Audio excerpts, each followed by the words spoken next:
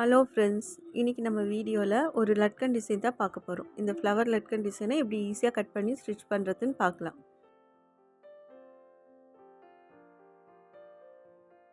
இப்போ இந்த சுங்கு தைக்கிறதுக்காக 2 லைனிங்கும் 2 மெயின் பீஸும் எடுத்திருக்கேன். இப்போ நான் 2 சுங்கு தைக்கிறதுனால ரெண்டுத்துலேயும் 2 எடுத்திருக்கேன். நான் எடுத்திருக்க அளவு வந்து 5 இன்ச்சு நீளமும் 5 இன்ச்சு அகலமும் இருக்கிற மாதிரி மெயின் பீஸ் எடுத்திருக்கேன். அதே 5 இன்ச்சு அகலமும் நீளமும் இருக்கிற மாதிரி லைனிங்கும் கட் பண்ணி எடுத்திருக்கேன். இப்போது மெயின் பீஸ் எடுத்துக்கோங்க. மெயின் பீஸை இது மாதிரி 2ஆக மடிச்சுக்குங்க. அதையே இன்னொரு முறை 2ஆக மடிச்சுக்குங்க. அதையே இது மாதிரி கோன் ஷேப்பில் மடிச்சுக்குங்க.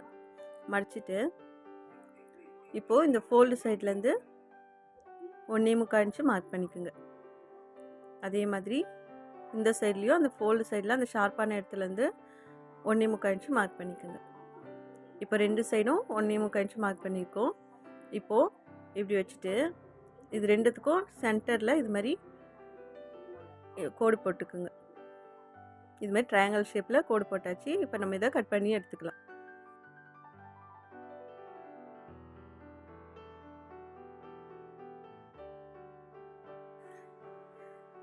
இப்போ கட் பண்ணிவிட்டு பிரித்து பார்த்தோம்னா நமக்கு இது மாதிரி ஃப்ளவர் ஷேப்பில் ஒரு டிசைன் கிடச்சிடும். இப்போ நம்ம கட் பண்ணதை மெயின் பீஸோட நல்ல பக்கம் லைனிங் மேலே இருக்கிற மாதிரி இப்படி வச்சுக்கலாம். இது மாதிரி வச்சுட்டு நம்ம சுற்றி தையல் போட போகிறோம். நம்ம இன்னொரு பீஸையும் கட் பண்ணி எடுத்துக்கலாம். அதையும் இது மாதிரி 2ஆக மடிச்சிடுங்க.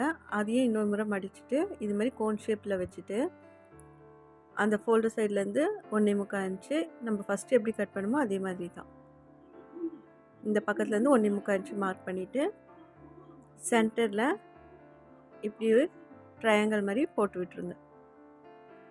இப்போ நம்ம இதை கட் பண்ணி எடுத்துக்கலாம்.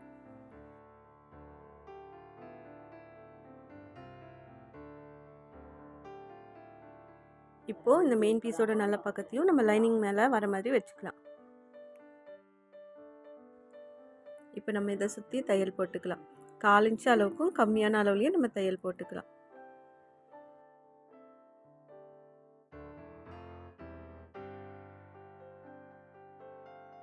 அந்த வி ஷேப் மாதிரி வர இடத்துல ஊசியை நிறுத்திட்டு அப்புறம் திருப்புங்க.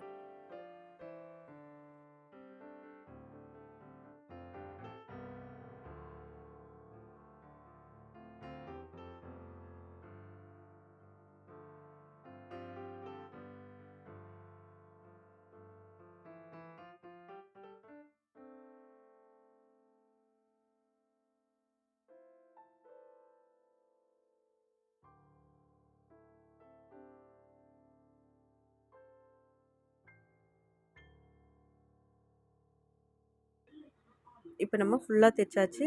அந்த தையல் மேலே படாமல் இது மாதிரி 1/4 இன்ச்சுக்கும் கம்மியான அளவு துணி விட்டு கட் பண்ணி விட்டுக்குங்க.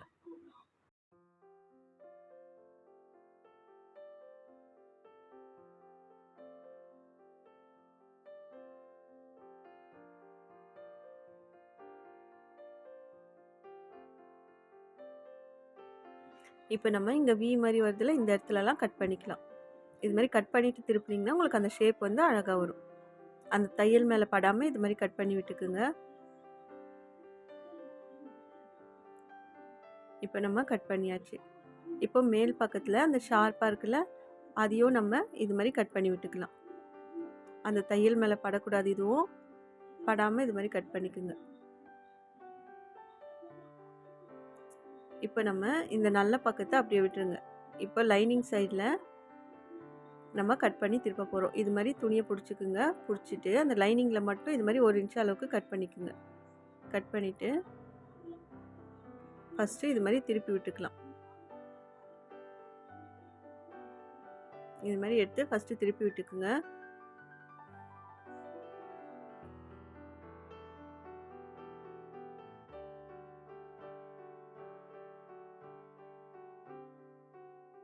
ஃபஸ்ட்டு நம்ம கையாலேயே இது மாதிரி எல்லா பக்கத்துலேயும் சரி பண்ணிக்கலாம். அதுக்கப்புறமா நம்ம ஷார்ப்பாக வரத்துக்காக பென்சிலை இது மாதிரி வச்சு அதை வந்து நம்ம தள்ளி விட்டோம்னாலே நமக்கு ஷார்ப்பாக வந்துடும்.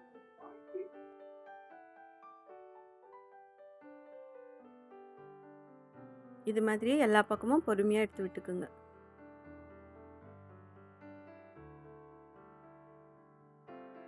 இப்போ நம்ம எல்லா சைடும் ஷார்ப்பாக எடுத்து விட்டாச்சு. இப்போ லைனிங் சைடு திருப்பிக்கிங்க. லைனிங் சைடு திருப்பி அது சென்டரெல்லாம் ஃபஸ்ட்டு நம்ம மார்க் பண்ணி ஒரு கோடு கிழிச்சிக்கலாம். இது மாதிரி மடிச்சிங்கன்னா அதோட சென்டர் தெரிஞ்சிடும். இது மாதிரி ஆப்போசிட்டில் கோடு கிழிச்சுக்குங்க. இப்போ போட்டாச்சு. இது மேலே தான் நம்ம தையல் போட போகிறோம். அதுக்கு முன்னாடி இது மாதிரி மடித்து அந்த சென்டரில் அந்த ரோப் போகிறதுக்காக ஒரு சின்னதாக இது மாதிரி கட் பண்ணி விட்டுக்கலாம். இப்போ இந்த வழியாக நம்ம ரோப்பை விட்டுடலாம். நல்ல பக்கத்து வழியாக ரோப்போட லென்த்தாக இருக்க மாதிரி பார்த்துக்குங்க. ஏன்னா நம்ம மடித்து தையல் போட்டுட்டு திருப்பி தான் விட போகிறோம். அதனால் இது மாதிரி வச்சுக்கோங்க.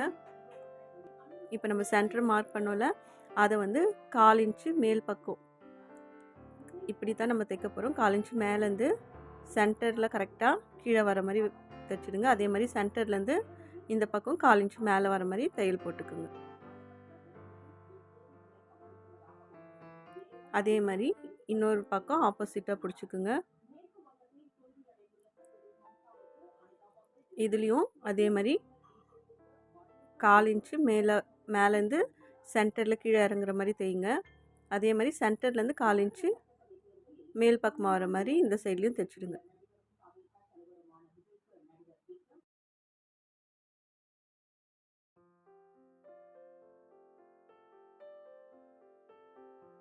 இப்போ இன்னொரு சைடில் மடித்து கோடு போட்டாலும் அதையும் இதே மாதிரி பிடிச்சி தைச்சிடுங்க.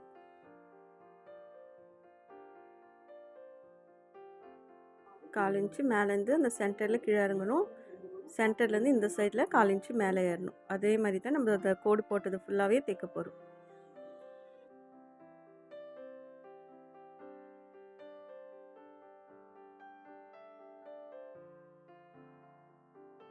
அடுத்ததாக லாஸ்ட்டில் இன்னும் ஒரே ஒரு கோடு இருக்குது. அதையும் நம்ம அதே மாதிரி தைச்சிடலாம்.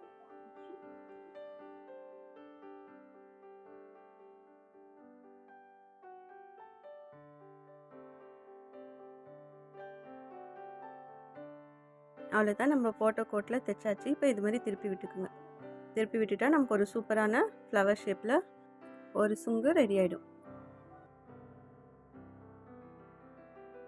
இதே மாதிரி நம்ம இன்னொன்றும் தைச்சிக்கலாம். ரொம்ப ஈஸியாக இருக்கும். கண்டிப்பாக ட்ரை பண்ணி பாருங்கள். நீங்கள் இதை blouse, churidar, fancy dress, maxi எதுக்கு வேணாலும் நீங்கள் இதை சுங்கு வைக்கலாம். ரொம்ப அழகாக இருக்கும். இதை நம்ம அடுக்கடுக்காக கூட வைக்கலாம். அடுத்த வீடியோவில் அதை பார்க்கலாம். இந்த வீடியோ உங்களுக்கு பிடிச்சிருந்தா லைக் பண்ணுங்கள், ஷேர் பண்ணுங்கள், சப்ஸ்கிரைப் பண்ணுங்கள். தேங்க்ஸ் ஃபார் வாட்சிங்.